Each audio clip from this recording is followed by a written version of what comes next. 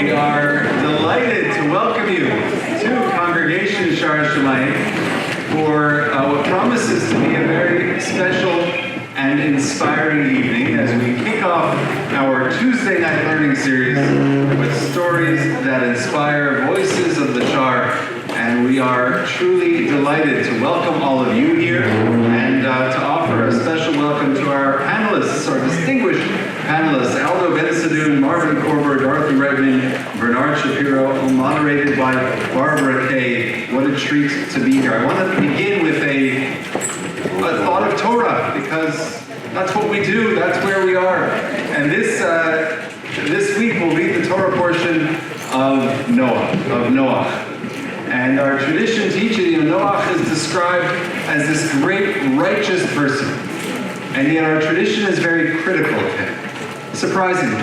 And the reason they're critical is because, you know what Noah did? He built an ark for whom? For himself and his own family and the animals. Okay, he was good with the animals, but the rest of humanity, not so good. And part of what it means to be a member of our people, of the Jewish people, is to understand that we're not only here for ourselves, we are not only here for our immediate families. Those are, of course, very important. Those are the most important. But part of our mandate, a core part of our mandate as a Jew in the world, is to benefit society, is to benefit community, is to work for the sake of others. And it's that thought that inspired this program. And it's that thought that led us to say that in a time, especially in a time in which we're turning inwards in so many ways by necessity, often for anti-Semitism and Israel-related issues, to remember that our core mandate as Jews is to turn outward, is to do for the world. And so we are delighted to welcome you here for an evening that celebrates this essential value of Judaism, a value that we are so proud to have members of this community who have been honored not only by our community but by Canada, and to have been honored by society at large for their contributions and for the good that they have done and will continue to do for not only themselves and their families, but for the world at large. The welcome, I want to take a moment to in particular say that an evening like this doesn't just happen on its own, but it's the product of a lot of hard work, and I want to acknowledge our committee members, Dale Boydman, Farla Cohen, Rosalie Jukir, Paul Levine, and Jonathan Schneiderman, and working together with the amazing Robin Bennett, who leads our program, so many of our programs here at the Shaar. And I will now, it gives me great pleasure to call upon Dale Boydman, who will introduce this evening's moderator, who will then introduce our panelists. Dale.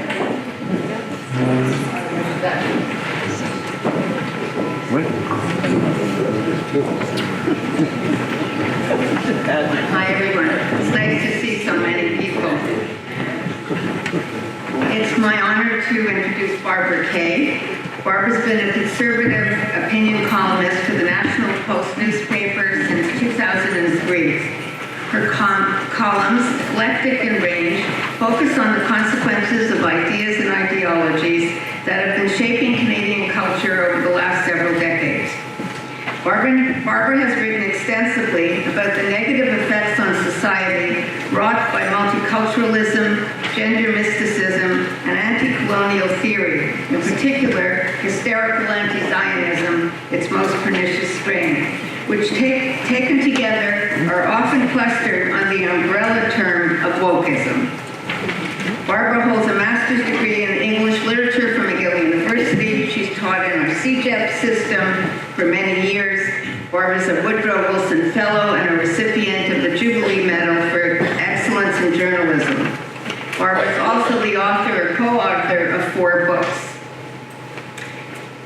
Barbara will be giving brief introductions to each honoree. Because the CVs of each of them are so extensive and long, with so many awards, we've included their amazing bios and points on the points I can't read my own writing, it's very good. on the handouts that you found on your chairs. So please read them and enjoy. It's my pleasure to call on Barbara Kay to take it from here.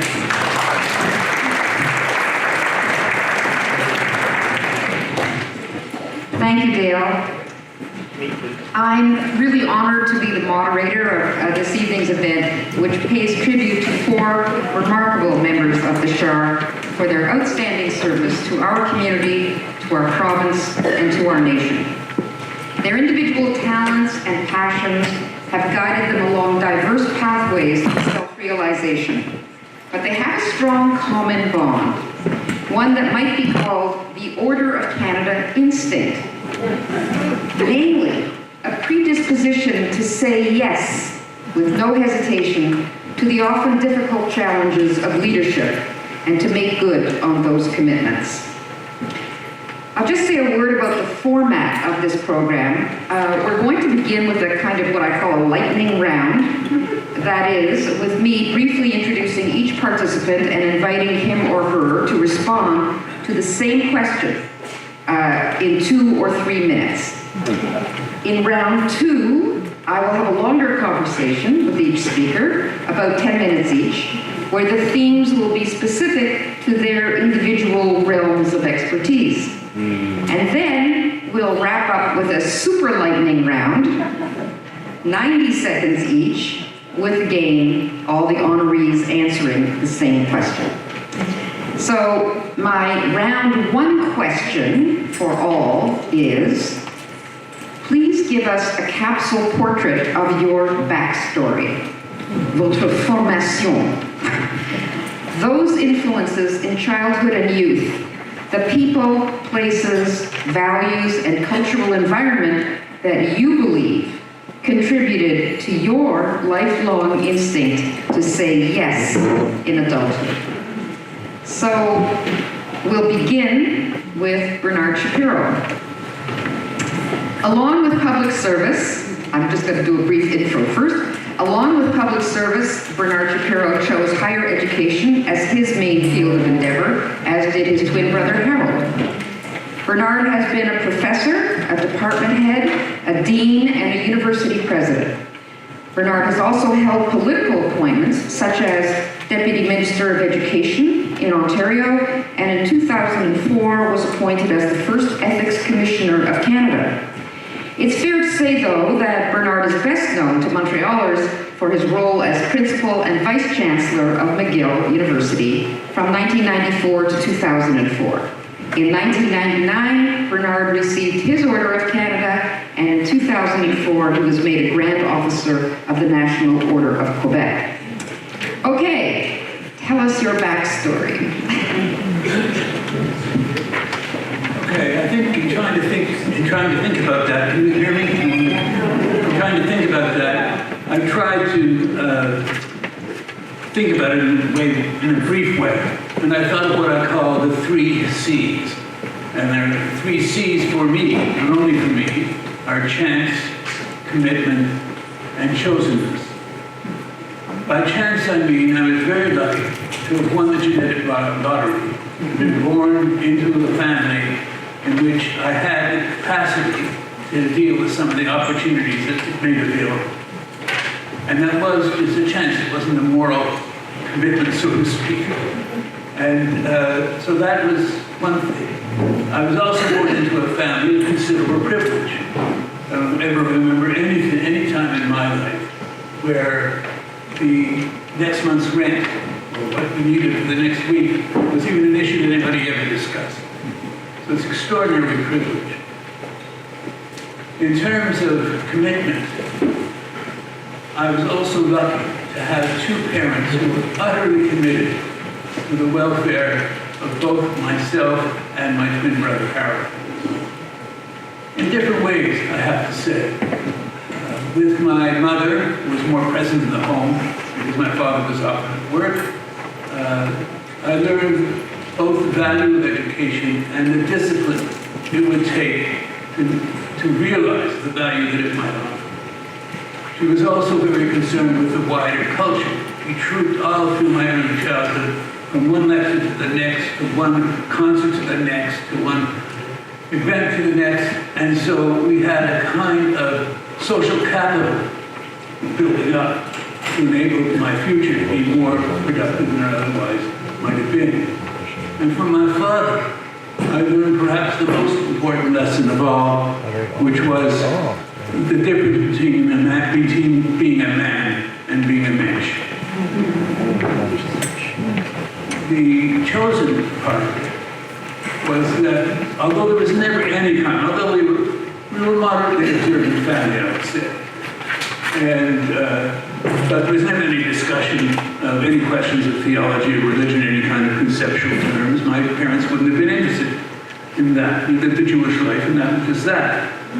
And so, but one thing my mother and my father both emphasized, that what it meant to be chosen was to give to someone other than yourself, both to repay in some sense the privilege into which you were born, and to also be happy. They were convinced that virtue in that sense of the word led to happiness in a way that nothing else did. Service, in a sense, is the name of the game. So when I appeared in 1952 as an undergraduate at McGill, I brought this enormous fund, you could say, of social capital. I had the education behind me so far. I had season tickets to the Canadians. I had subscription to the symphony orchestra. And I was prepared, I think, to live my life.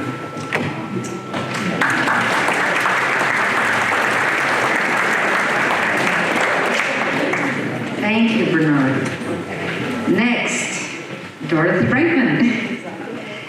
Dorothy Reitman chose volunteerism as her path to fulfillment outside the home, engaging with concerns that are both particular to the Jewish community and to the community at large. She was a founder of the Auberge Shalom Kosher Center for Battered Women, the president of the National Council of Jewish Women of Canada, and in 1986 she became the first woman to be elected president of the Canadian Jewish Congress. To mention just two of Dorothy's many awards and distinctions, in 2012 Dorothy received Queen Elizabeth II's Diamond Jubilee Medal, and in 1997, Dorothy was appointed a member of the Order of Canada. Tell us your story. Does this work? Can you hear me? First of all, I'd like to congratulate the program committee, Dale. They had a great idea, and I think it's going to be a very interesting evening. I want to start by saying that I was very proud to receive the appointment as a member of the Order of Canada. But when I started out, this was just not my aspiration. I really wanted to help the needy, and I wanted to expand my own horizons. I was born in 1932 during the Depression. My father was Joseph Solomon, my mother Sarah. My father was born in Montreal, and my mother was born in Odessa and came to Canada as an infant in 1900. Both their ancestors left Eastern Europe, running away from the threat of anti-Semitic pogroms. We had a kosher home, and I was a very overprotected child, not just physically, but they never discussed with me any of the world problems that were going on. And so I grew up really not knowing anything. My mother was a volunteer, and I remember she used to work for the Laurentian Fresh Air Juniors, which was a Mount Sinai that had a tuberculosis hospital up in the Laurentian. And she must have been on the phone committee, because I just remember I'm calling for the Laurentian Fresh Air Juniors. My father was a manufacturer of men's clothing. And I remember him distinctly. One of the things that would happen when I didn't like the food or I didn't want to eat it, he'd look at me and say, "You know, it's only bitter when you don't have any." And that made a big impression on me, because I began to worry about the needy. And So much so that when I was about 6 years old, I ran lemonade stands and raised money for the Canadian Red Cross. We raised $10. We must have charged $5 a glass of lemonade, which my neighbor's mother made, and we had in a big glass milk bottle. Then I sold tags for the crippled children, and I enjoyed that too. I also made picture scrapbooks for children in the Jewish hospital for Hanukkah. And when the World War II came along, I watched my father bought war-saving bonds, and I got involved in buying war-saving stamps. They were 25 cents a stamp, I think. And we also had a Blue Jay and F box, so we all put all our coins in it. I had a brother, Alan. He was 6 years younger than me, and unfortunately, he passed away at the beginning of the COVID epidemic. But I married Cyril in 1952, and he was very, very supportive and sharing, and we had great times together, and he came with me on all my adventurous endeavors. And my son Joel was born in 1956, and he's here with us this evening. But I have to tell you, the fact is that when I was so busy with meetings and everything, I used to fear that Joel would never want to hear anything about a community. And that is not what happened. Joel became president of the CJA and a co-chair of CJA. And now he's president of the Jerusalem Foundation of Canada. So it all worked out. And I welcome him here this evening. And I thank God for my opportunities and good fortune.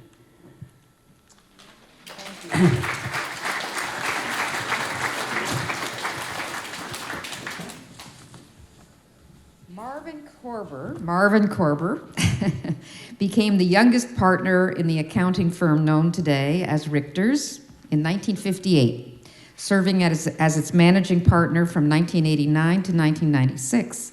He is, of course, best known for his legendary skills and achievements in fundraising. Marvin has raised many millions of dollars in the fields of education, healthcare, and community service organizations, including the Cummings Jewish Center for Seniors, the Jewish Rehabilitation Center, Mount Sinai Hospital, Sun Youth, Centraide, McGill University, and of course, the Shaar Shemayim Synagogue. Your backstory. My story is quite different. I was born into a family of modest, very modest means, but I was never felt that I was a deprived child, never. I was the youngest of 5 children. My oldest brother was 18 years of age. My then only sister was 16, next brother 12, and the next one 7. As a matter of fact, when my mother told my oldest brother and my sister that she was pregnant, they were totally embarrassed. They were told, but as my older brother said to me, maybe you were not a planned child. Maybe you were a mistake. But I think it was maybe the best mistake in our family. Anyhow, I consider myself to be a very fortunate person. As you mentioned, I was the youngest partner at Richter. And Richter paved the way for not only for my career professionally, and I was very lucky to be part of that firm. And my son, who's here tonight, is also a partner of Richter. And he's not a partner because of Marvin Korber. He's a partner because he deserved to be a partner. Anyhow, yes, and he's here, and he has a lot of fans here, I see. But you know, I look around this room, I almost feel like I'm at the Blue Jay Stadium. This place is packed. I think the audience here is much bigger than we ever expected it to be. Anyhow, because of Richter, and Cecil Usher in particular, who was one of the founding partners, when I was, I guess, in my early to mid-30s, he approached me and he said, you know, Marvin, I think you are the kind of person that would be well to serve the community. And so he recommended me, before I got involved in fundraising, to the board of the Jewish Rehabilitation Hospitals. And within a few years, I became its president. And when I finished the presidency, Manny Batshaw, may his soul rest in peace, he reached out to me and he said, Marvin, this is just the beginning. I want you to come downtown and come to join the Federation, which I did. I ended up becoming an officer and was in line to become president. But that didn't happen because Cecil Usher had a terminal illness. And when he died, I had a decision to make. Either I go on with community or an obligation to Richter, which what I did. So what we did is that Cecil Weinberg and Harry Gilmore and myself were the three next partners. We decided that we would divide the practice in three parts. So I devoted my time mostly to Richter, but never forgot that Cecil Usher wanted me to become very much involved in community. So it was hard for me to separate the two. I must tell you that I always tell people that the community has done more for me in my development than I ever did for the community. I'm so proud of everything that I have done, and I think my job is not done yet. Because I know that, well, I can have stories to tell you, I'll tell you later when you ask me specific questions, but the Shaar has become a very important part of my life. Thank you.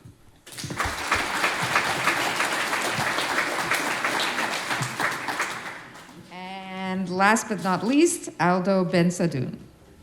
Aldo Ben-Sadoun is the founder of the Aldo Group, an internationally renowned leader in footwear brands and retail concepts. The Aldo Group operates close to 900 retail stores across Canada, the US, the UK, and Ireland, and has over 1,100 franchise stores all over the world. In addition to his involvement with various retail associations, Aldo sits on the boards of numerous educational, cultural, and health institutions. Aldo is also a passionate philanthropist and social activist. In 2011, he was appointed as a companion to the Order of the Business Hall of Fame. And in 2012, he received both the Queen Elizabeth II Diamond Jubilee Medal and the Officer of the Order of Canada. Tell us about your youthful influences.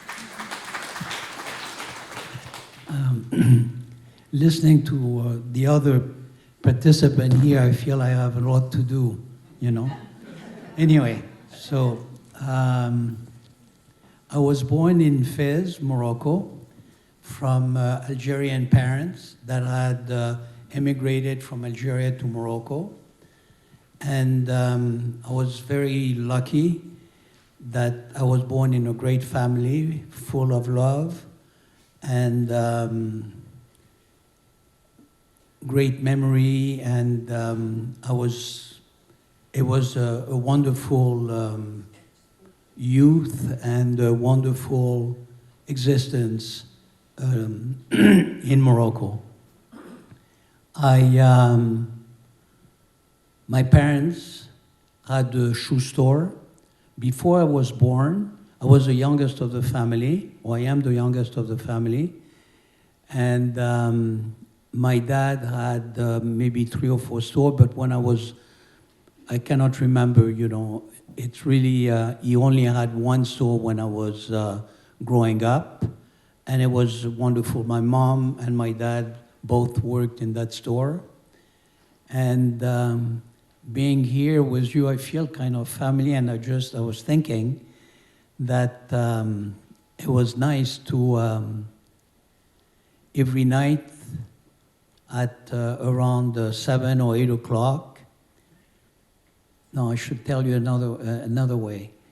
Like the shoe store that my dad was operating was called Au Pied Mignon, the little cute foot. And it was a typical shoe store with a row of chairs and a runner in front of them.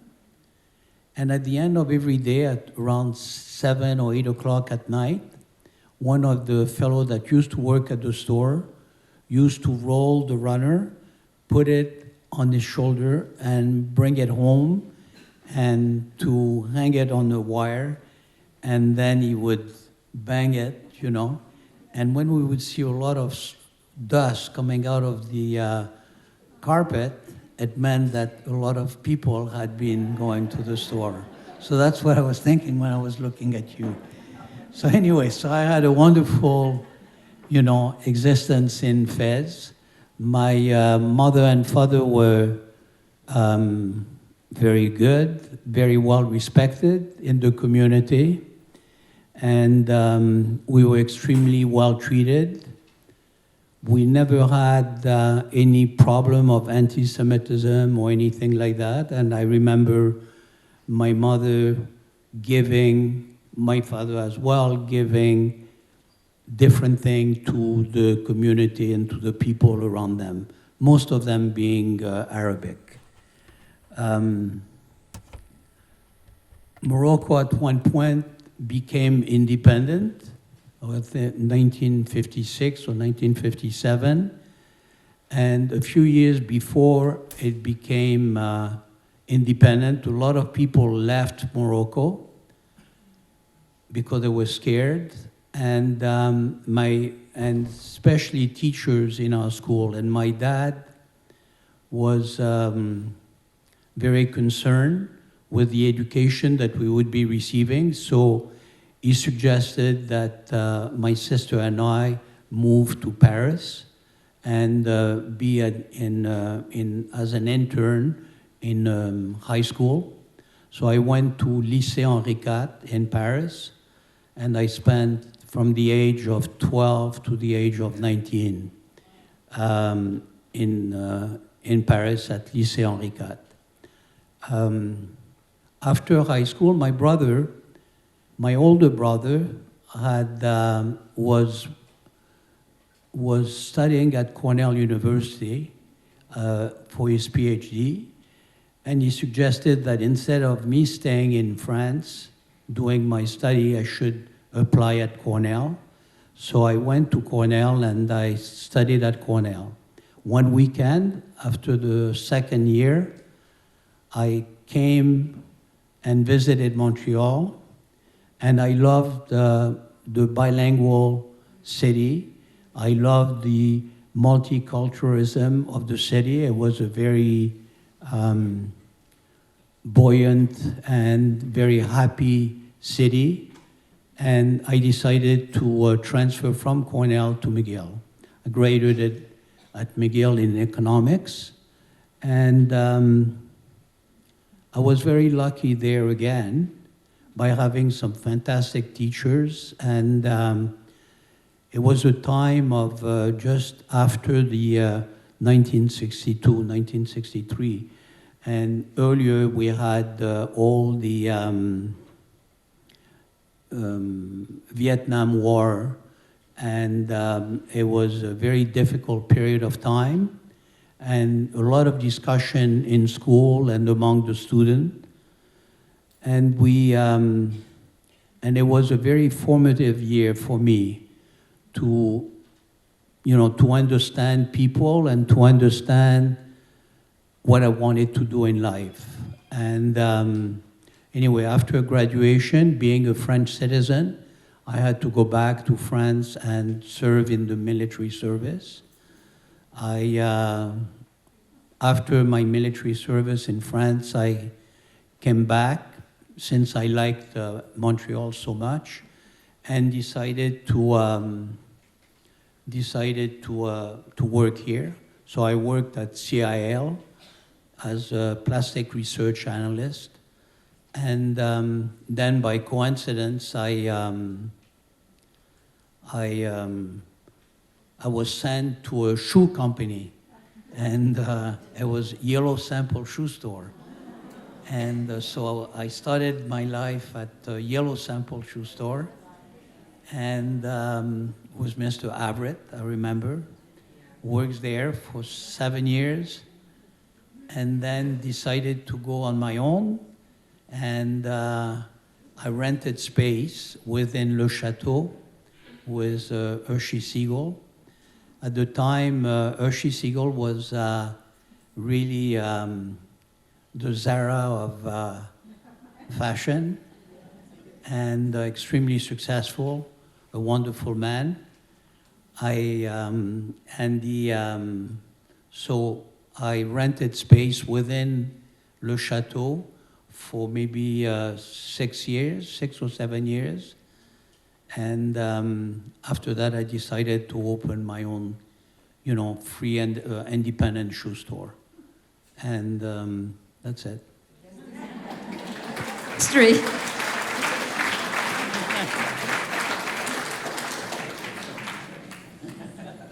That's wonderful. Okay, well, that's a nice segue into round two, because I'm going to start again with Bernard. And you mentioned the 60s at McGill. You mentioned it was a difficult transition. It was a difficult time. And so that leads me to my first question to Bernard.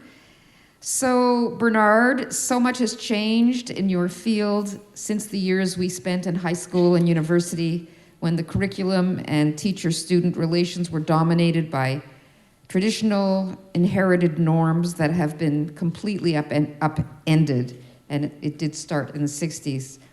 So can you walk us through the trajectory of what can fairly be called the revolution in higher education that occurred on your watch? I'll certainly try. I think that there's so much to say. I try to think about what I might say that is most important among the various things that happened along the way. And I think the main change in higher education at the time that I was involved with it was growth. When I went to McGill in 1952 as a student, only 5% of the Canadian population went to any kind of education beyond high school. The number is now 57.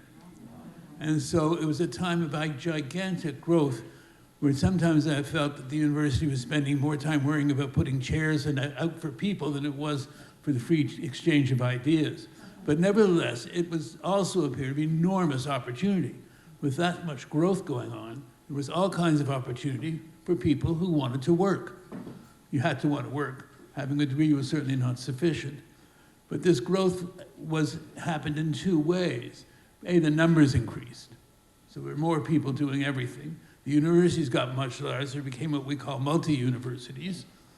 And they served a variety of purposes they were not used to serving, in historically speaking. But anyway, it developed and became quite an interesting place to be. I found that the criterion I used, which is always the free exchange of ideas, was in fact what was happening, at least to me and to the people around me and to the people that I worked with. I think that the growth was important in that it introduced to the university system a pool of talent not previously tapped. There were all kinds of people with all kinds of backgrounds who would never have thought of going to university, whose parents never thought that they might send their children to university, and now here they were. And this was, I think, very, very enriching for the environment of which I was a part.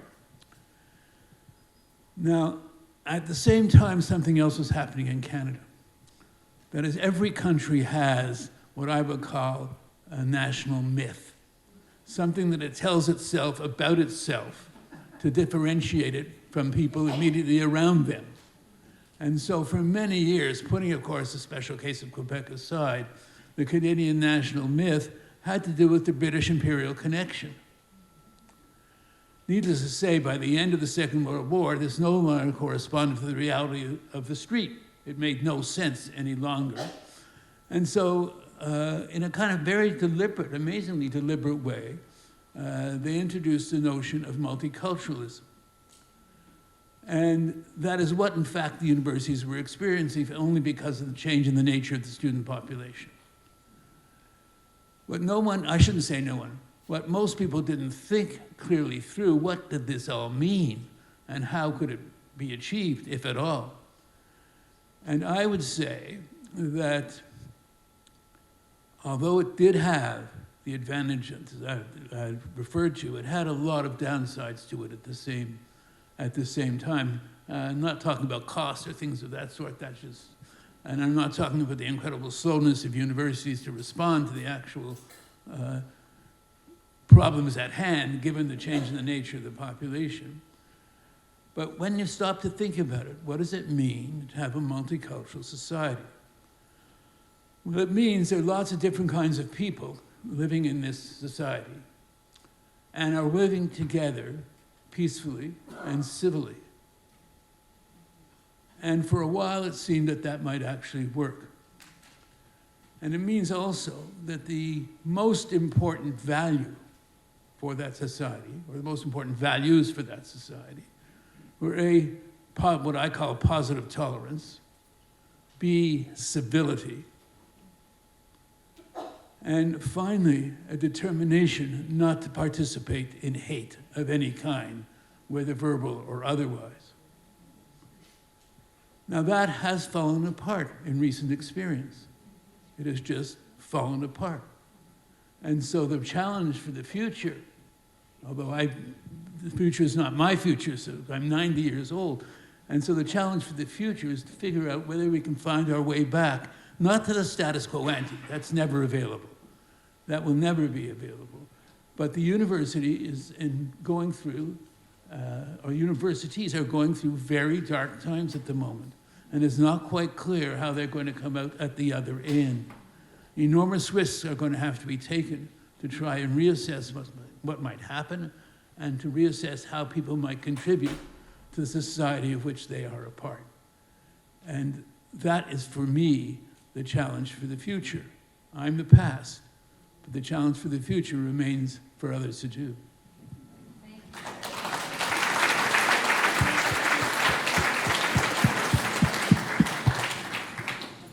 I think that was very difficult to summarize such a huge subject, but I think you really hit on the very key points and you anticipated my next question, which was going to be specifically more on the Jewish experience, and that was, I mean, I'm not that far behind you, and my education, we both went through our entire education during the golden age of diaspora Jewry.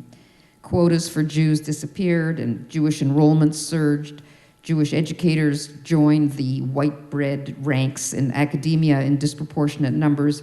Today, both Jewish educators, though, and students both feel under siege throughout the entire education pipeline from K-12 to postgrad.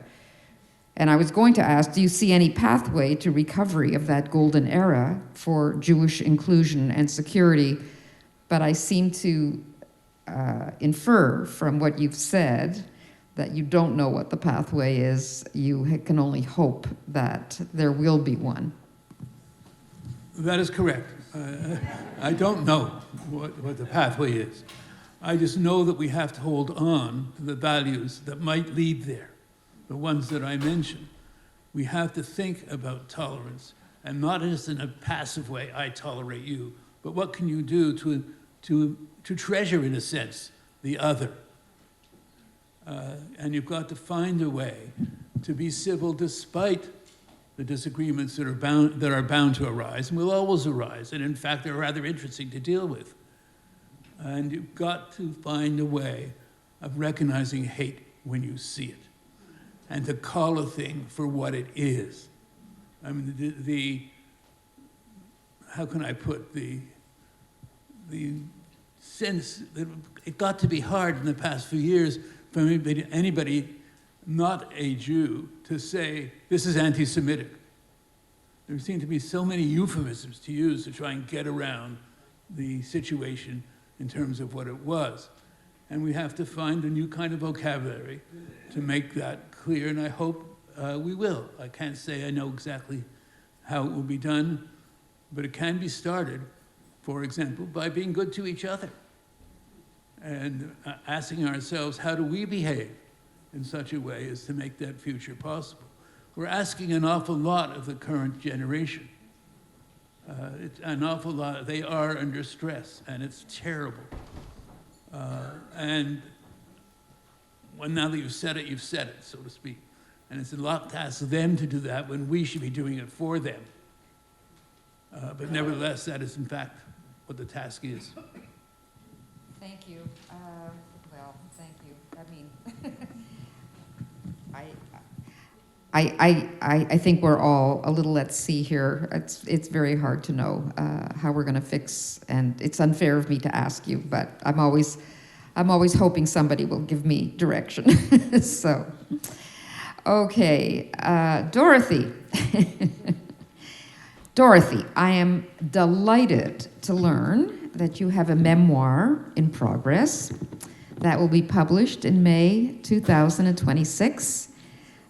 What is your memoir's title, and what motivated you to write it? Yeah, thank you. First of all, just let me say how nice it is to see everybody in person and not just on Zoom. Yeah. The title of my book is Making an Impact. And I wrote it because I really wanted to inspire people to become involved in volunteerism. And I shared a lot of stuff that I'm going to try and highlight with you tonight. And I hope that it'll turn out okay. This is the first time I'm ever talking about it in public. I didn't tell anybody except Barbara. Well, I wanted to promote it. I mean, absolutely. Thank you. My first launch. Anyway. Okay, so, and I hope you'll have a launch right here. I think that would be great. You've been prominently involved in many issues, but broadly speaking, they divide between empowerment for disadvantaged women, advancing the legitimate political interests of the Jewish community, and standing up for Israel's rights on the international stage. So let's start with an example of your advocacy for women's rights. I know it's hard to choose from the many, many projects you've undertaken, but I think perhaps the status of women gave you special satisfaction. Could you just tell us a few things about that? Yeah. We're supporting women, not just disadvantaged, but all of us. And in preparing this, I remembered the Persons case in 1929. And I don't know how many of you are aware that as women, we were not considered persons. And that meant we couldn't open a bank account, we couldn't do anything on our own. Certainly we couldn't vote without a man. And what happened was that 5 women got together and they presented the case to Canada. And sure enough, the Persons case was accepted and we became people. And that meant that as women, we had a lot to do because we really had to change the culture. And one of the things that always struck me in my volunteer experience was the whole issue of poverty. If you looked at poverty, most of the poverty victims were women. And so that meant that we had to work for equality, and that meant equality of employment. When you had a job, that it should pay the same as it did for men, and equal. And my first training took place through the National Council of Jewish Women. We had an excellent program, and it was called the School for Citizen Participation.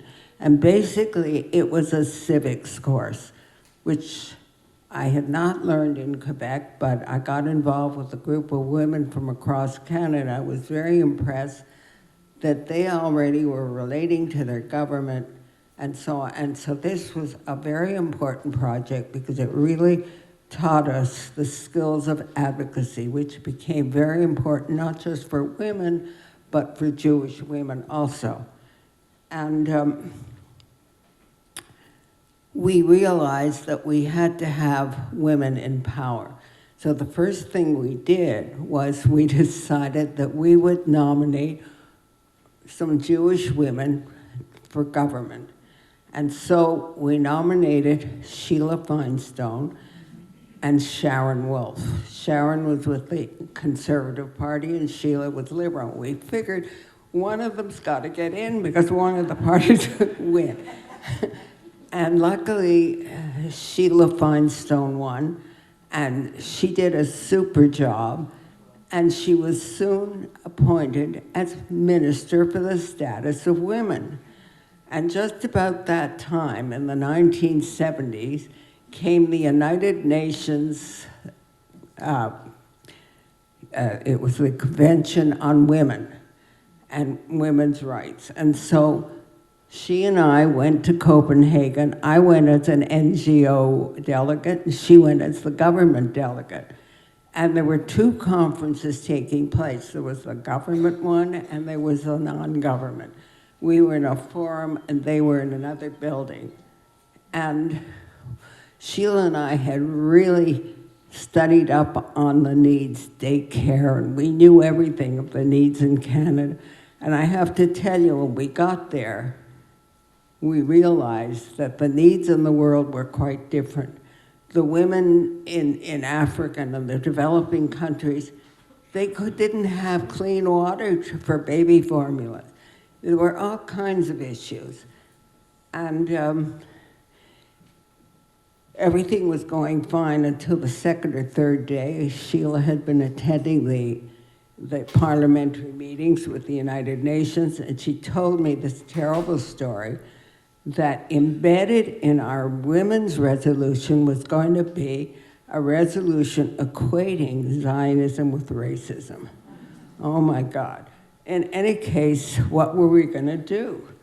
And so, of course, I called the Canadian Jewish Congress and Irwin Cutler, because he was president at the time, and I asked him, what are we going to do?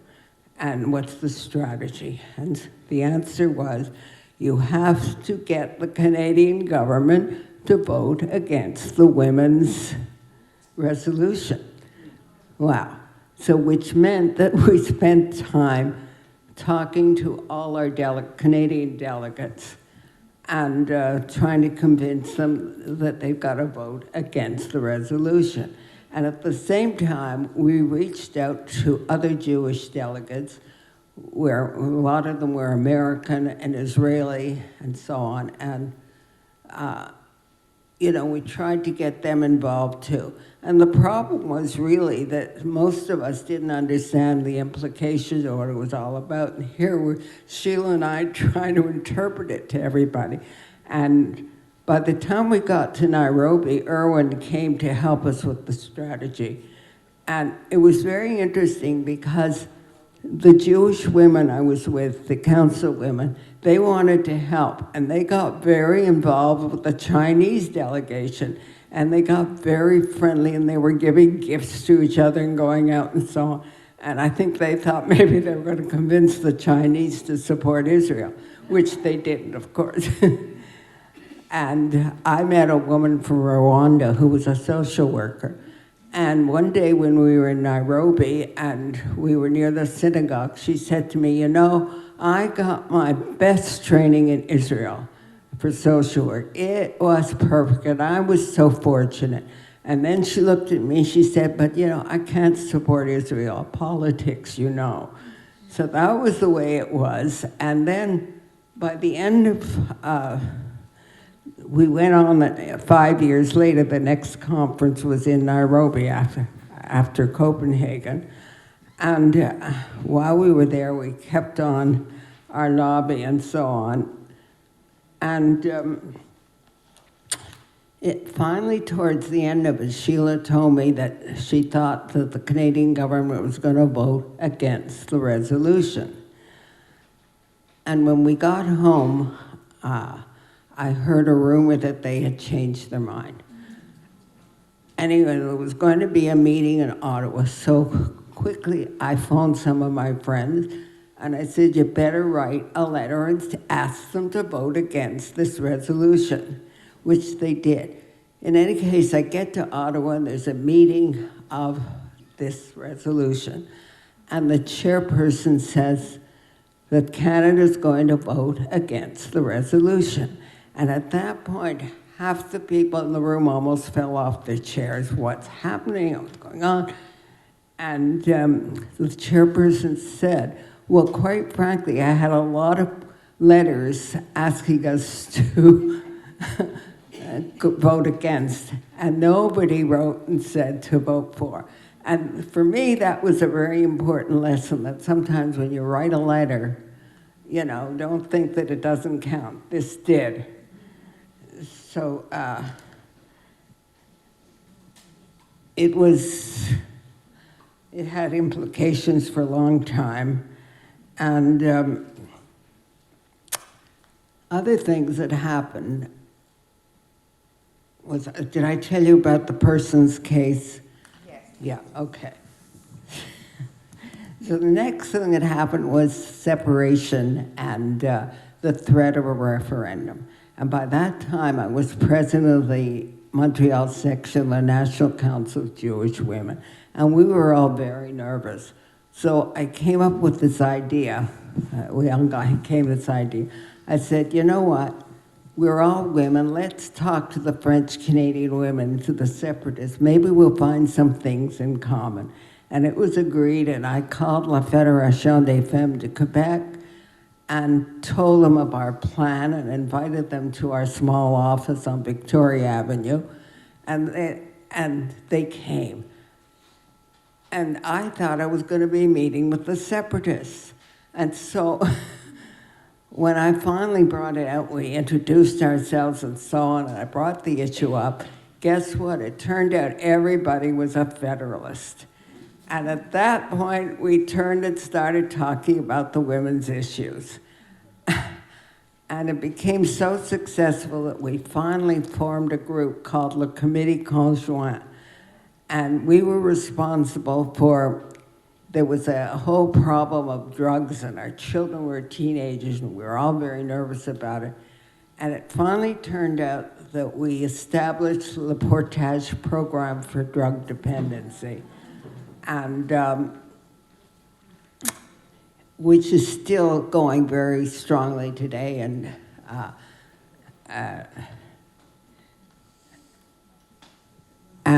we're accredited by the Canadian government, and thousands of people have been cured. So that was the women's movement again.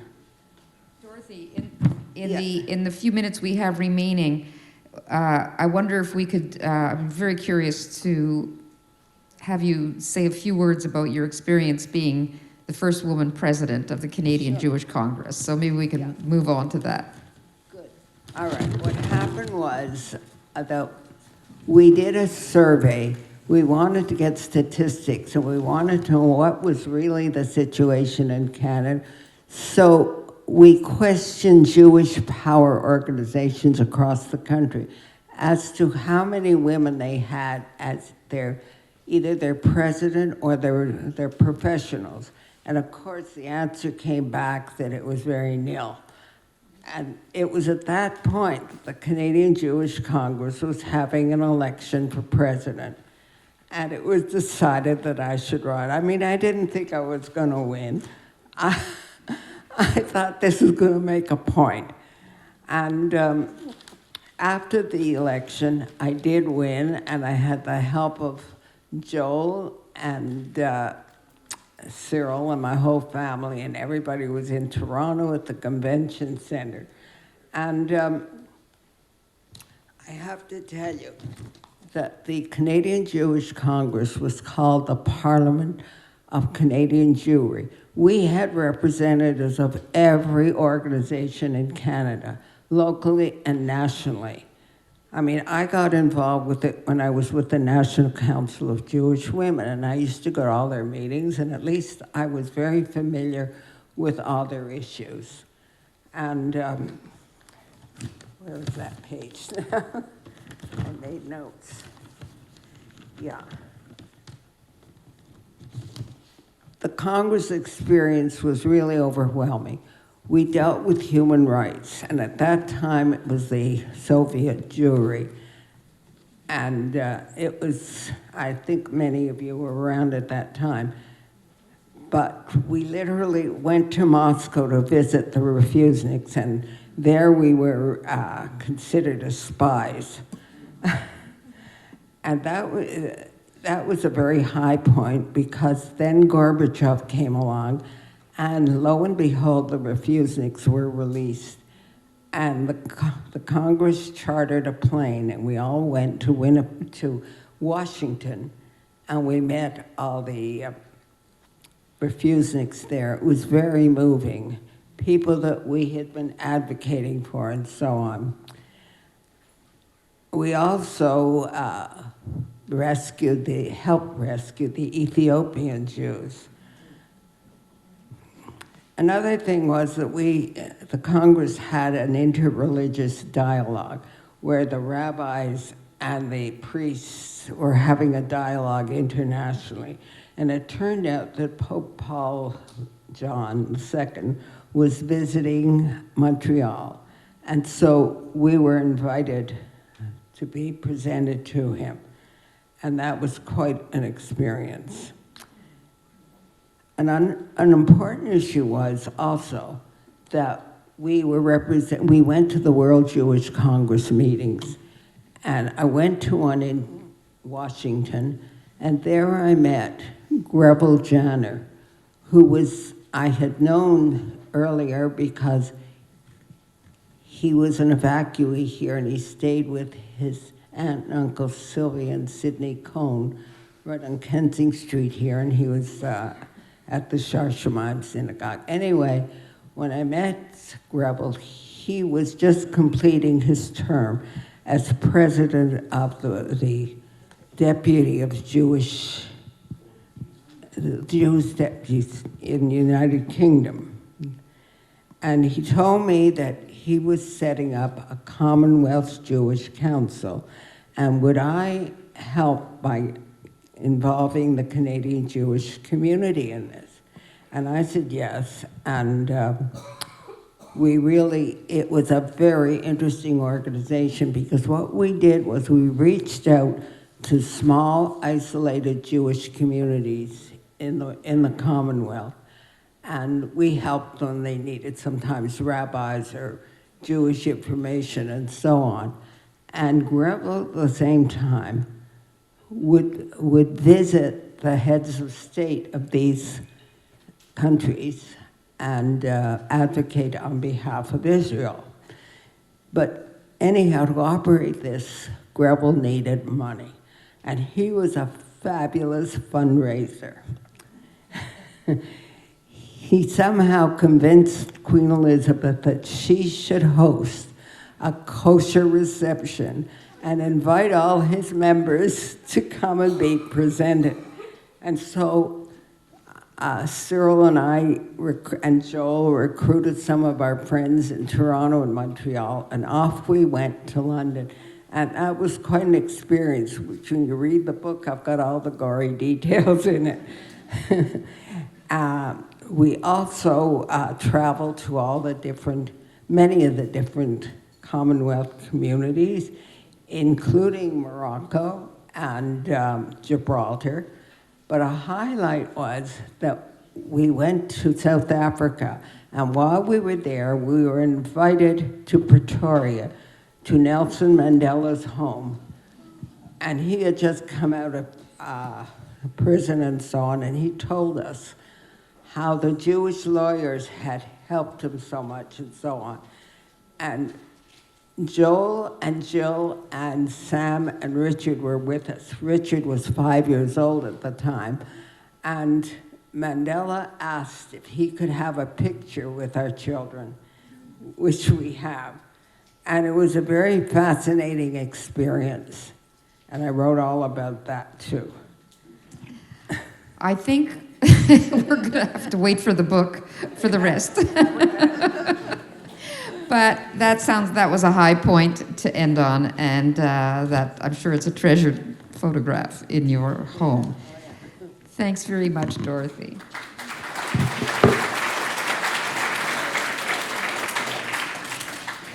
Marvin.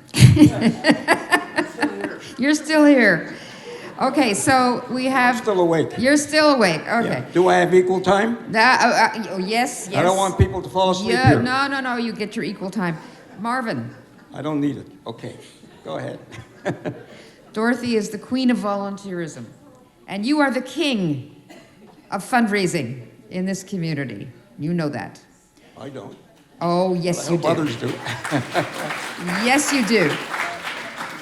And as befits royalty, you have a daily reserved table at Nick's on Green Avenue. Every day. I'm there every day. It does not get better than that. Right. Not in this town, anyways. I happen to be in special awe of your achievements because in the realm of fundraising, I am a lowly peasant. If you are a king, I'm a peasant because I have no skill at fundraising and no heart for it. Because when I ask someone for money for a worthy cause and they say, but I give to so many causes, I say, oh, I quite understand, and thank them for their time. I don't think you would ever do that. I just, no, never. Okay. Never. So. There's no such thing no, as no, a no. bad So, cause. When people call me and say, I'm calling you for a good cause, I said, what is your definition of a bad cause? oh, very good. See, That's my now answer. all right, so that segues right into the questions I want to ask you. And I'm going to ask them all at once because I don't want to interrupt you when you get going. So, Do you have all night? no, we don't. Okay. So here's my questions. Sure. Is fundraising a science or an art? It's an art. Don't answer yet. It's an art. Is funding a science or an art? It's an art. Do you have to have a unique personality to be great at it? Yes. Do you have different strategies when you're fundraising for Jewish and non-Jewish causes? Yes. Did you ever fail to reach your goal? No. Okay. You have 10 minutes. Go. Take 12. Okay. So as I said, I started in community, not in fundraising, but in 1984, I was invited to lunch by Gordie Brown, who was a legend, as everybody knows the name Gordie Brown. Is Penny Kolb is Gordie's niece, sitting in the back. She's our CEO. And he invited me to the Montefiore Club for lunch, and I thought it would be a one-on-one. I walk in, and there was sitting with him Joe Ain and Boris Levine, who's Paul Levine is his son. And all of them had been presidents of Federation, then called AJCS, but only two of them had been chairman of fundraising, of the Combined Jewish Appeal. So Gordie was very, very blunt. He said, Marvin, you're here for a particular reason. I said, I have a feeling I know what it is. He said, we'd like you to become the chairman of the Combined Jewish Appeal in 1985. I said, well, I have been somewhat involved, but not actively involved, and I think I would be deemed to be a parachute. And I don't think that would be fair to all those who've been given many years to working, and all of a sudden Marvin Korber appears on the scene as the chairman. So I said, I'd like to make a deal with you. I would be willing to become the chairman in 1986. So you get somebody else to be the chair in 1985. And they said, well, who do you think it should be? I said, he's sitting right here. I said, who's that? I said, Boris Levine. And Boris was a very good friend of mine. And I said, if Boris takes it, I will become very visible in the campaign, and then I'll be happy to be the chairman in 1986. And that was the beginning of my fundraising career. So I've been at fundraising, next year will be 40 years, non-stop. And I could tell you the countless causes that I had chaired over the years. There were many, maybe 10 or 12, because I can never say no. And somebody would call me and say, Marvin, we need your help. I said, what do you need, and when do you need it, and how do you need it? I'm there. Anyhow, so along the way, let me give you a couple of anecdotes. When I was chairman of the Combined Jewish Appeal, I went to visit somebody who'd been giving $25,000 a year for many, many years. And I thought that was a quite significant gift in 1986. So I called him and I asked him if I could spend some time with him. I walk into his office and he greets me with this. with this statement. He said, you know, Marvin, he said, I hate to disappoint you, but business hasn't really been all that good. So I think I'm going to have to cut my gift this year. No offense to you, but I said, I fully understand. I said, I am professional. I service a lot of clients, and they're having difficulty too. So I understand. However, I'm here to thank you for all the years that you have been contributing to the campaign. Anyhow, long story short, I left. I thanked him again. The next morning, at 8:30 in the office, I gave him my business card, figuring he's a prospective client, so I gave him my business card. And he calls me at 8:30 in the morning. He said, Marvin, he said, I didn't sleep too well last night. I said, why? Did I do something to offend you? He said, no. How could I reduce my gift to a chairman, the very first chairman, who took the time, left his office to come and speak to me and had a face-to-face meeting? So not only am I going to just go back to my original amount, I'm going to increase it by 10%. And that taught me a very big lesson. Because I think you said fundraising is an art. It's an art. And the key to fundraising is approach. How do you approach somebody? You never walk in expecting somebody to do something. So the word I use, if they ever ask me, what are you expecting from me? What do you think I should do? I say my favorite word is, would you consider the following? But I would never do that unless they ask me what they think would be inappropriate. I don't see everybody's balance sheet. I only see the balance sheet of those who are clients of mine. And there, I'm free to talk very openly with them. Anyhow, so that year we reached the first campaign to reach the level of $30 million, which in today's dollars is probably about $60 million. So that was the beginning of my career in fundraising, and it's been nonstop. Next year will be 40 years that I've been doing fundraising. So now I got to tell you another story. This is a very interesting one. I'm sure everybody here will remember the desecration of the Back River Cemetery. So Millie Landy had a breakfast meeting, God bless her, and she was a very close friend of mine. She invited about 20 people to her home for breakfast. She told us that the reparation would cost about $2 million, and the president, then a young president of the Back River Cemetery Corporation, said, can we get support from the community? So we left the meeting, and I walked out with somebody who was also an experienced fundraiser, and he said to me, not a chance in hell that we're going to raise $2 million. That became a challenge to me. So he was half right, because we raised $1 million. The next morning, I'm sitting in my office, and I said, how are we going to get the other $1 million? I said, I have an idea. I'm going to call Robert Weinberg. I see Rhoda's here. I don't know if Robert's here. And, oh, there's Robert. And I said, Robert, I know that Lucien Bouchard is now a consulting partner at Davies. How well do you know him? He said, well, I know him. I can't say I'm a very close friend of his. I said, well, I told him the story, and I said, would you do me a favor? Call Lucien Bouchard and ask him if he remembers me, because I met him is actually through Bernard. Bernard and Phyllis, your late wife, were very close friends of Audrey, whom he called Audrey. You remember that, Bernard? Audrey and Lucien. And I told him the story. I said, does the government have deep pockets enough to help us with the reparation of a desecrated cemetery? He caught me at the right time. We do have a department for that. So he's going to arrange for me to go to see the two people. Their office was on Queen Mary and Côte d'Ivoire. And I went with Millie Landy and with the president of the Back River Cemetery. So we walk in, I said, okay, Millie, you're the matriarch of our community. You make the presentation. She said, oh no, Marvin, that's for you to make. Anyhow, we made a pitch, told them the story, and I threw out the name Lucien Bouchard, and to which they said, yes, we have great respect for him. Felt like saying I don't, but anyhow.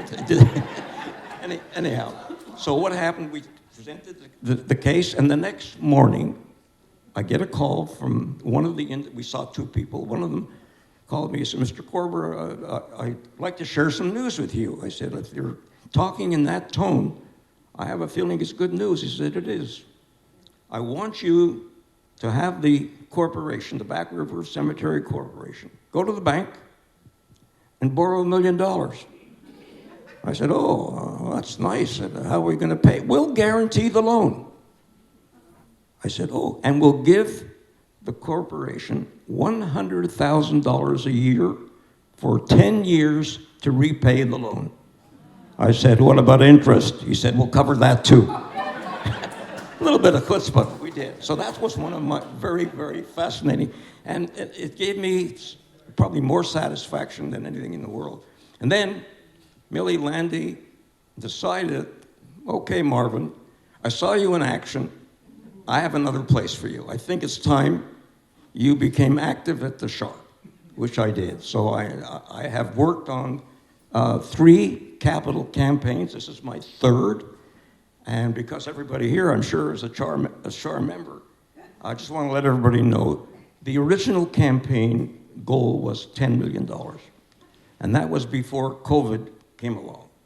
And then so we aborted the campaign and we raised 9.1 against the 10 million. And then we started again 4 years later. And all of a sudden, I'm told that 10 million is not adequate. We now need $18 million. I said, where did you get the 18? Well, our contractor said, well, once you're doing this, maybe you should consider doing that. I said, okay. And everybody knows the cost of construction became prohibitive. So that became $18 million. I'm happy to report, not completely, but happy enough to say that we now stand at $17.1 million against the $18 million. And so in a very subtle way, I'm just sort of throwing out the number to see if anybody here would be interested in maybe increasing their gift. And I must tell you, okay, but I must tell you, one of my philosophies in fundraising is I never ask anybody for a contribution unless I'm prepared to do it myself. So I started with my first contribution. It was when we were at $10 million. I've increased it 3 times, and I'm prepared to do it once more because I'm determined that we're going to reach the $18 million. And Penny has a big smile on her face. So if anybody feels they're in the mood to call Marvin Korber, Jacques Hano. Is Jacques here? I thought I saw him here. Jacques is our development officer. You can call him or me or both. We'll be happy to meet with you. If you want to go to Nick's for lunch, we're happy to meet you. Happy to meet you there. So those are some of the highlights of my fundraising career. I love what I do. As you probably know, I'm very passionate about what I do. You think? You think? Yeah, I think so. But I think the key is how you approach an individual. You never ask him for something, unless you're doing it yourself, unless he asks you. And my favorite word in fundraising is consider. You asked me, I never tell you what to do, but if you're asking me what you think I should consider, I will then give you an amount. So I've had a variety of responses, like, are you crazy? Or do you think I'm flattered because you think I have that kind of money to give you an incremental amount? But it works. And I'm not going to stop. And I'm not going to stop until we get the $18 million. And I see the rabbi sitting in the back, so you can take note of that. Taking note of that. Anyhow, so I'm having a lot of fun. And by the way, speaking about the Shaar, I don't have enough chairmanships under my belt. So the one area where the Shaar has been, in my opinion, I think shared by most people, we've been very negligent in the heading of bequests. So I have agreed to chair the Legacy Committee. So for all those who are gray-haired here, you will be hearing from me within the next few weeks or months or years. And it is true that the Shaar's endowment fund if you think of the Shaar, you would think it should be $25 to $50 million. Sad to report, our endowment fund is only $12 million, which is a very paltry sum in relation to the Shaar of Shemaim, because we are the one and only in never mind Montreal, but in Canada. Everybody In the speaks- world, in the it- world. Why oh, stop at Canada? They don't talk about the Shaar this, the Shaar that. They talk about the Shaar. The Shaar. The Shaar. So I'm very happy to be part of it, and I'm not going to stop. I'll be 94 years old next week. Kanena Hora. I'm- Kanena Hora. Happy, and I'm not going to stop. fantastic. Okay. You know, you're a great example of somebody who doesn't know the difference between work and play. Like, yeah, you got. Anyways, that was a great seminar. That was a great seminar, and I was listening very carefully. Thank you. Take in my head, taking notes, taking notes. Okay, onward to Aldo. Get my glasses on. Okay. So Aldo, I honestly think your story would make a great biopic, a great movie, because no, I do. I think it's. I love your story. I love where you came from, where you ended up, and the whole thing had me very interested, and I think everybody. And unlike our other honorees, who are either Montreal born and bred, I'm assuming the rest of you, yes.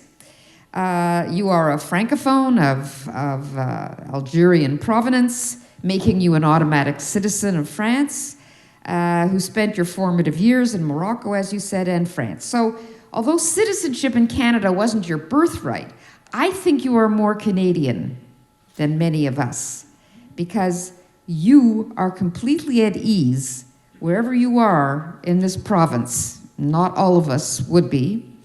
And with whoever you find yourself, whether it's a store customer or the Premier of Quebec.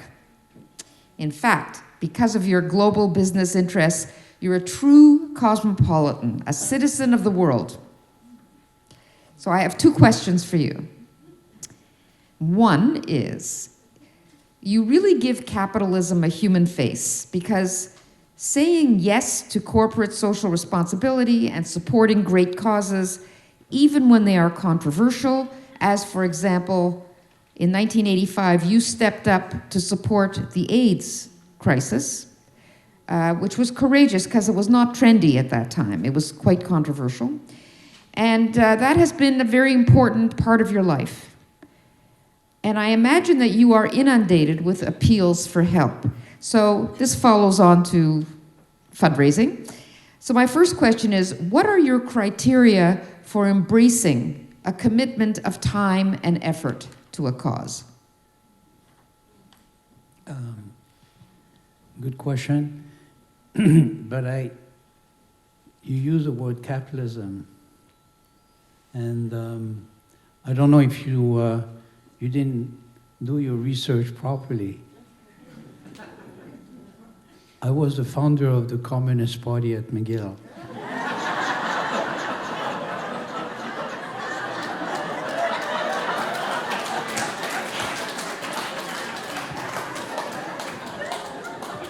But that was before you became an imperialist. No, not at all. Not at all.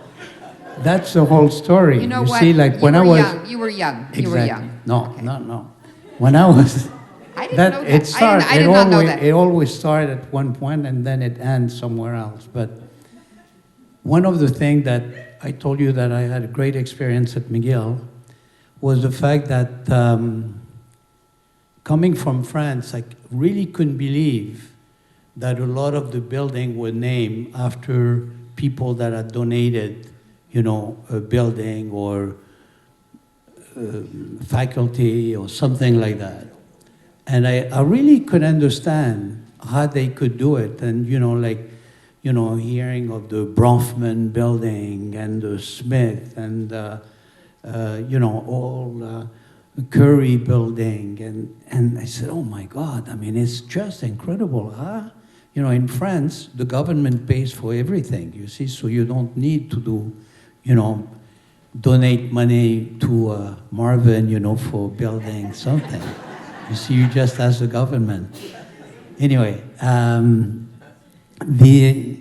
really couldn't believe the way people were in North America. And I said to myself, I said, I hope one day I can be like all these people, you know, that can donate money and help society. And as, you know, as we all grew during that period of time, during the dirty capitalism, you know, of, you know, like a Vietnam War and all those deaths and all those horrible things happening in the world, people were not attracted toward capitalism. And I never could understand. I would say, my parents, they own a little store and they capitalist, but at the same time, they help people around them. They give them food, they give them a job, they are good human beings. And so in my career, I always felt that our role in the world was, as all of us know, tikkun olam, to make the world better. And how do we make the world better?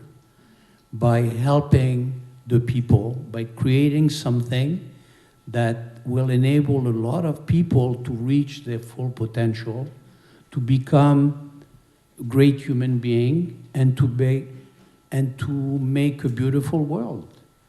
And so that's what motivated me the most.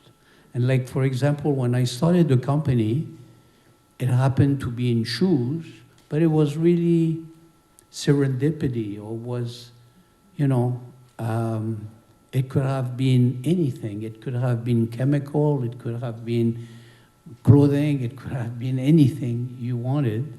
You know, it could have been a service. The idea was, how do we create something that's going to make the life of the less privileged people, you know, better? How are we going to give them a chance? And it's by working together with the same goal that we can get to that happiness and to that, you know, to have like social capitalism, if you want. And so that was basically my motivation. Thank you. Sure. Yeah. And I really congratulate you for what you've done in so many different areas, apart from business. But I think the one thing I didn't say, that I'd like to add now, I think everybody should realize it is a privilege to be able to give. Many people have, but don't give, and I know who they are. I know, but it really is it's a big privilege to give. And the other thing I'd like to add is to Bernard, because Bernard, as everybody knows, was not only principal of McGill, now they call them presidents. He was the first Jewish principal of McGill University, and that itself made history. And I had the privilege of working. I was a member of the Board of Governors of the university for 10 years. 1.5 years with David Johnson, who preceded Bernard, and then another 8.5 years with Bernard. And I enjoyed my stint at McGill immensely, even to the point where Bernard appointed me as the deputy chairman of the board, because our chairman then, Robert Rabinovich, had to spend a lot of time in Ottawa. So when he wasn't available, Marvin Korber became the chair. Thank you, Bernard, for that. Okay, we're not finished with Aldo. But thank you, Marvin. Okay, so my other question to you is, I think you know Quebec a lot better than, even though you came from away, but you, because of your business, because you are bicultural, bilingual, I think you know Quebec in a way that many of us don't. Over the past 5 decades, Quebec has seen a lot of businesses heading down the 401 to Toronto, or elsewhere. But the Aldo Group stayed. So, as somebody who really has gained an intimate knowledge of Quebec's unique cultural and political character, what is your sense about the future for entrepreneurs here? And more specifically, do you think the climate in Quebec will be good, bad, or neutral for Jewish entrepreneurs? Yeah.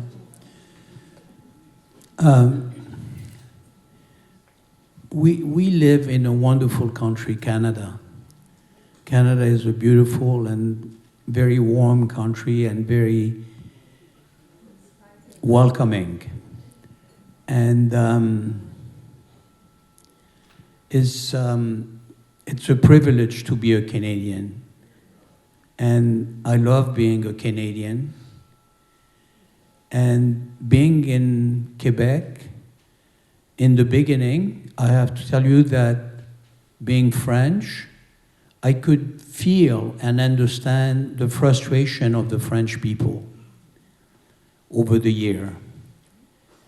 And a lot of rules and regulation came about, a lot of, importantly, referendum.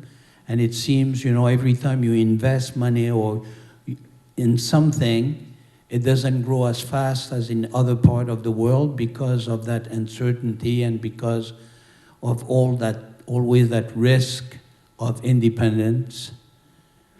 But I have to tell you that French Canadian are really now the leader of Quebec in the sense that they're very powerful, they're very wealthy, and they, unfortunately, political people, sometimes they have to ask or to talk about certain rules to protect the French language.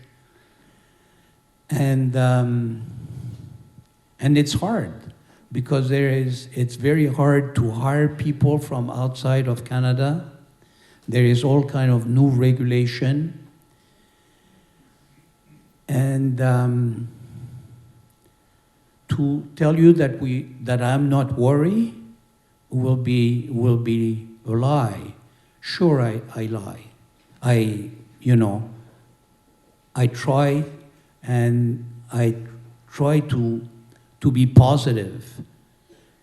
And I'm hoping that everything will be fine. But do we have that threat over our head? Yes. Is it complicated? Yes. But is life in Montreal nice and enjoyable and fulfilling? Yes. It's Quebec is a beautiful, region, and I would hate to see our company moving, but I hope it's the last thing that we should do or can do. And we're going to work very, very hard to try to influence, the government, in understanding our problem. But it's hard. What can I tell you? It's worrisome, and it's frustrating.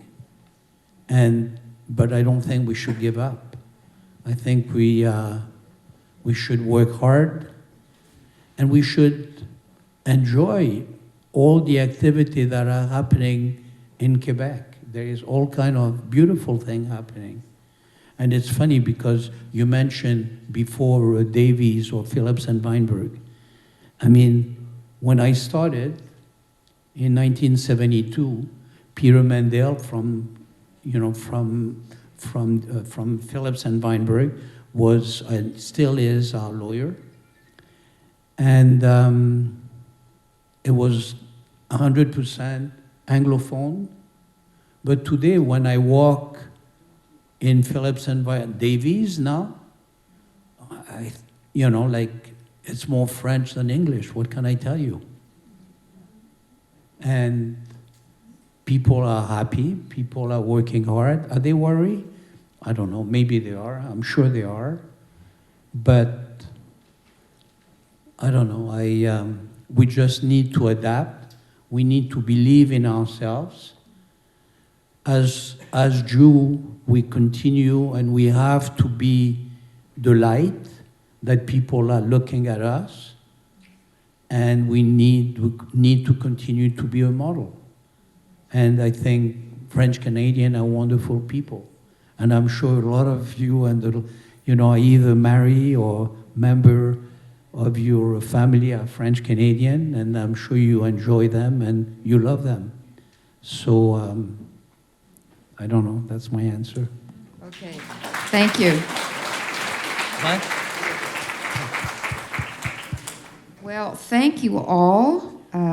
It's been wonderful. I did have a lightning round question, but I feel that the question I was going to ask was about hope for the future. I think you've answered in your excellent ways, diverse ways.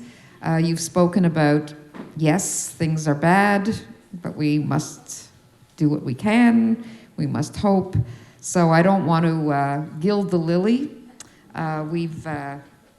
We have stayed within our time frame, and I congratulate you all for your cooperation in. Did you want to add a word? Yeah, I did want to add a word because something I've often thought about but didn't mention. I mean, there's so many things in a long career that it's hard to know what to choose.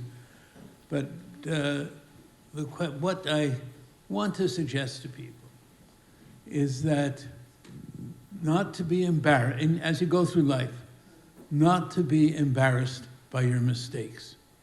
You will make them. I made them. And mistakes, after all, are lessons.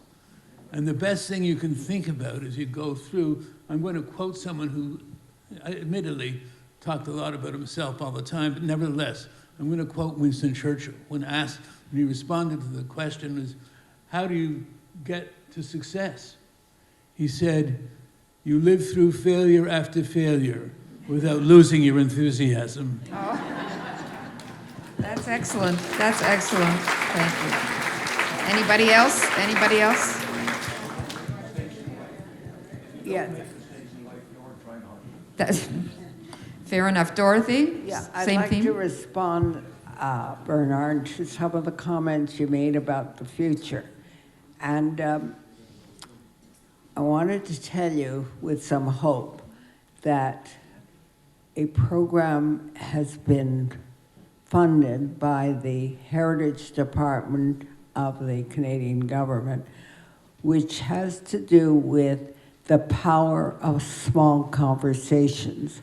The grant was given to the National Council of Jewish Women of Canada, and it's only in development now.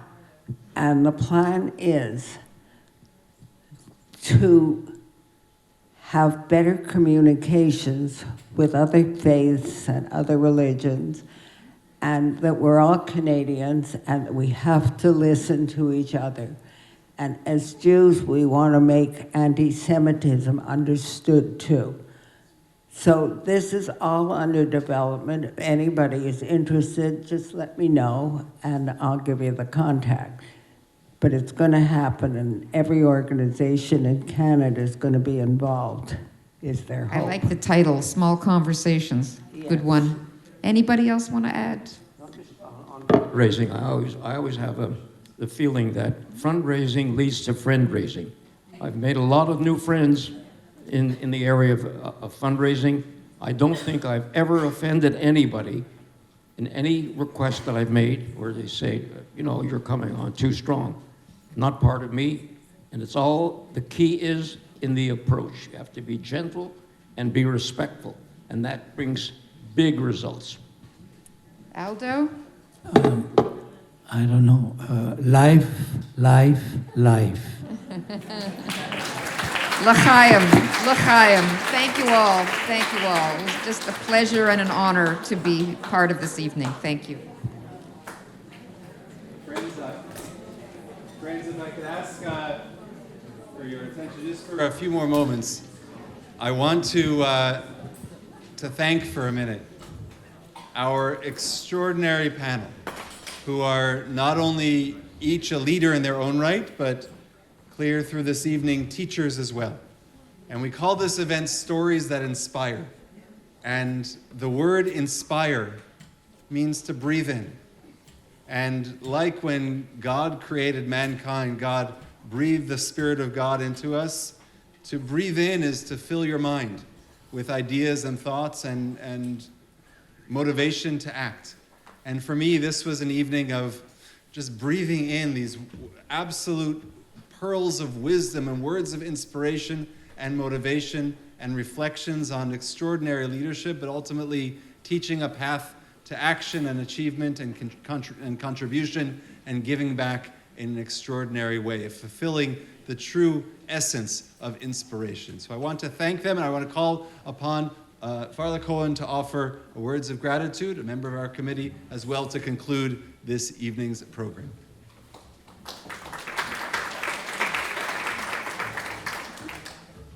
Good evening, everyone. Thank you for coming tonight to hear these exceptional people. My name is Farla Cohen. Let me just give you a little background of how we got here tonight. A few of us, Robin Bennett and myself, sat down one day, a long time ago, many months ago, and we said, we've got so many extraordinary people here at the Shaar as members, and we want to honor them. We want to highlight them. And we decided to choose the 4 senior members of the Shaar who have received the Order of Canada. So thank you. I just wanted, I was told that I should do this quickly, but it was such an extraordinary evening tonight. I just have to say a few extra words.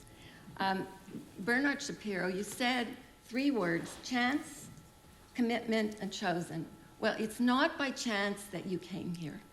You were chosen, and you've done great commitment, all of you, to the world and to Montreal, to Canada. So it's fantastic.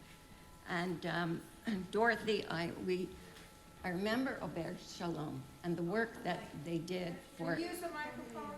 the work. Auberge Shalom, Dorothy's pet, and the work that you did for the women who were underprivileged, who were battered women who had a place to go, and also for your role as a woman, and we've followed your path. Mr. Korber, for your Marvin, for your work as an accountant. You've learned figures, so that was a great asset for you to raise money in this community, which we benefit from so much. Thank you. And Aldo, for being a great creative man with tremendous ambition. And thank you also for bringing Sephardic culture together with Ashkenazi. So that's what I wanted to say.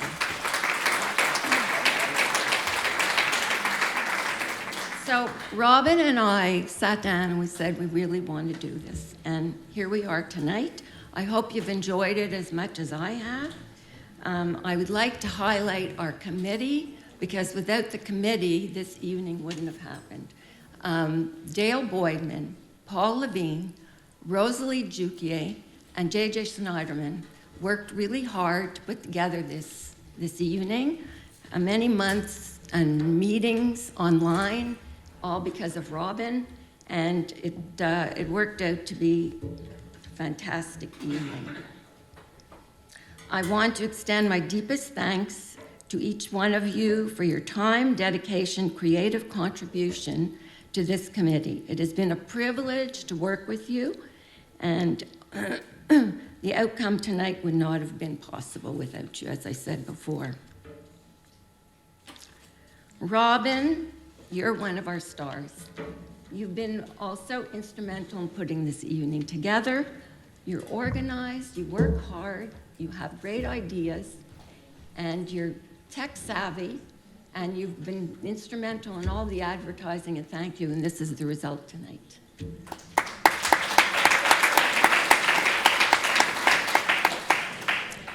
Most of you know Barbara Kay, the famous Barbara Kay.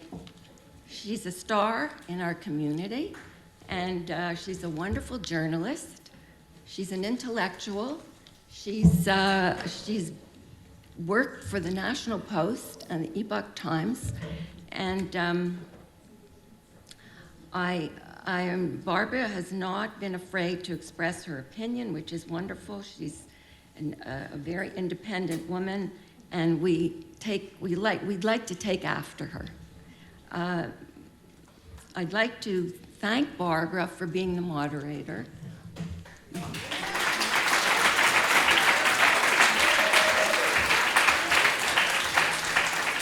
It wasn't an easy job, I'm sure. It took a lot of time out of your daily work and took a lot of research, and your great idea for interviewing each person was wonderful because you got to know them, they got to know you, and you were all more comfortable this evening.